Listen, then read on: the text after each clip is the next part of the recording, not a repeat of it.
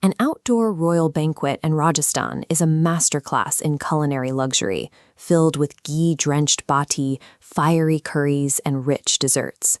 But step outside the palace gates, and you find the actual source of this cuisine, the Thar Desert.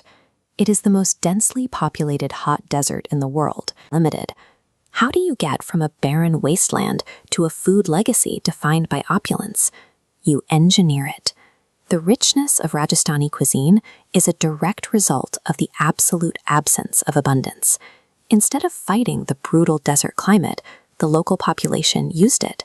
They developed the sun, salt, sand method, weaponizing the punishing heat to rapidly dehydrate and preserve whatever sparse, seasonal crops survived.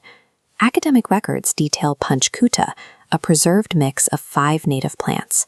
But processing is the primary biological hurdle. In their raw state, many are completely unpalatable and sometimes outright toxic. The careberry is a prime example.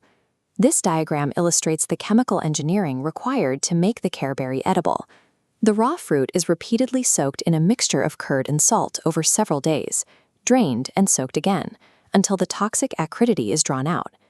Through this cycle of curing and dehydration, temporary and dangerous desert shrubs were transformed into a permanent, year-round nutritional lifeline.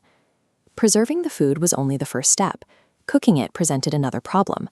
With a severe lack of water, locals utilized long-lasting dairy fats, relying heavily on milk and ghee as their primary cooking liquids.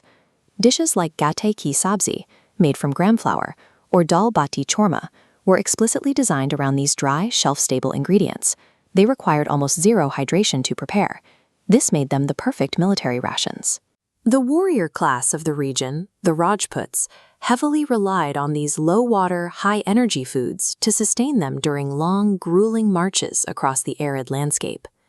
As these warriors conquered territories and established grand courts, the food traveled with them. The hardened survival rations of the desert march slowly moved up the class hierarchy, evolving into the elaborately spiced delicacies served in the palaces.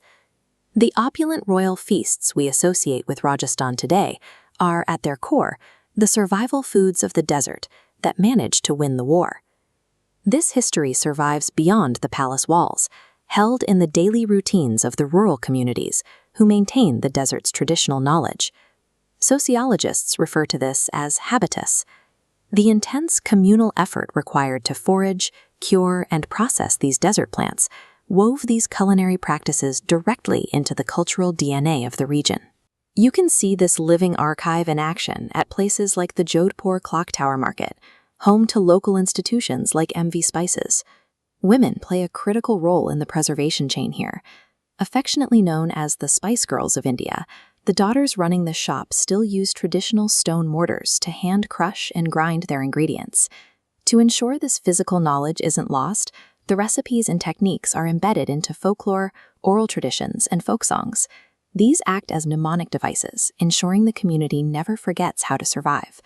The physical act of curing careberries or grinding spices by hand secures both a food source and a heritage.